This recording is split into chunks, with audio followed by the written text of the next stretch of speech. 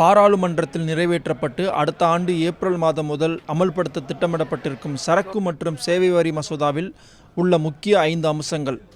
ஒரு பொருளுக்கு கொடுக்கப்படும் கலால் வரி, சேவை வரி, மத்திய விற்பனை வரி, மதிப்பு கூட்டு வரி உள்ளிட்ட வரிகள் அனைத்தையும் ஒருங்கிணைத்து ஒரே வரியாக நடைமுறைப்படுத்துதல். தற்போது ஜிஎஸ்டி மூலம் உற்பத்தியாளர் முதல் நுகர்வோர் வரை ஒரே வரி விதிக்கப்படுகிறது. இதனால் இறுதி நுகர்வோர் மட்டும் வெளிப்படையான முறையில் வரி செலுத்தும் நிலை ஏற்படுகிறது. பெட்ரோலிய பொருட்கள் மற்றும் ஆல்கஹால் தொடர்பானவைகளுக்கு மாநில அரசுகள் வரி விதித்து கொள்ளலாம். இதனால் கிடைக்கும் வருவாய் மாநில அரசின் வருவாயில் சேர்த்து கொள்ளப்படும். சில்லறை விற்பனையாளர்கள் பொருட்களை வாங்கும் நுகர்வோர்களுக்கு கணினி மூலம் ரசீது கொடுக்கும் முறை ஏற்படுத்தப்படும். ஜிஎஸ்டி வரி விதிப்பால் மாநிலங்களுக்கு ஏற்படும் இழப்பை முதல் 5 வருடங்களுக்கு மத்திய அரசே ஏற்றுக்கொள்ளும்.